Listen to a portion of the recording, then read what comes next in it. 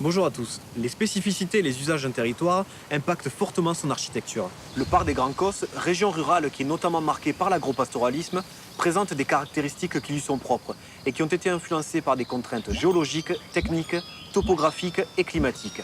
Ainsi, plusieurs éléments de patrimoine bâti sont devenus emblématiques entre tradition et savoir-faire.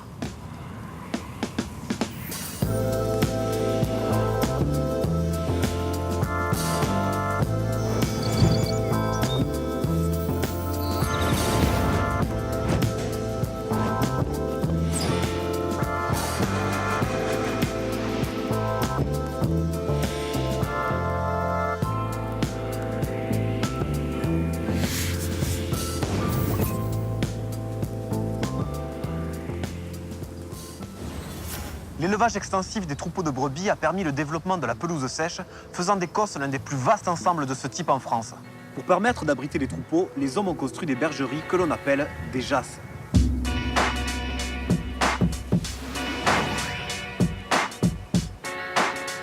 Isolées au milieu des pâturages ou accolées aux fermes, elles permettaient également de récupérer l'eau, rare sur les plateaux calcaires. Elles avaient la particularité d'être construites en voûte ou en arc, le bois d'œuvre étant rare, avec de très lourds toits faits de lauze. Avec tout ce poids, pas le choix, il faut des murs épais.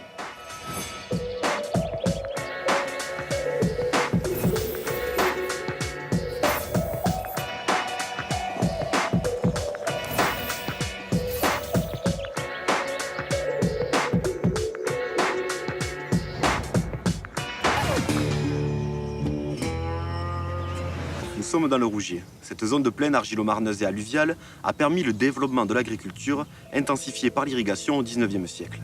Les forts rendements ont eu pour conséquence le stockage des récoltes à même les parcelles dans des granges solitaires.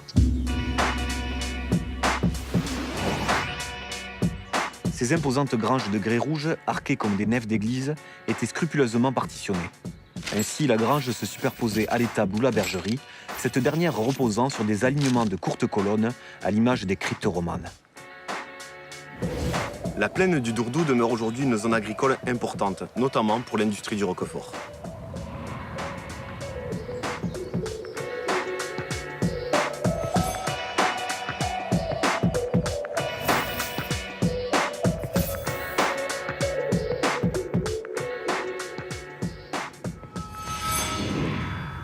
La dernière particularité architecturale dont on va parler aujourd'hui est le sécadou. Ces petits bâtiments, qu'on le retrouve surtout sur les monts de la Cône ou sur le Lévézou, étaient des séchoirs à châtaignes.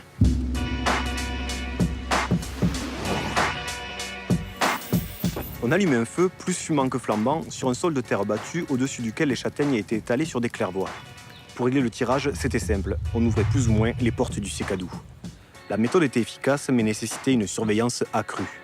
Ces séchoirs étaient généralement construits au sein même des châtaigneraies, même si on pouvait parfois en retrouver près des maisons, au-dessus des fournils ou des forges.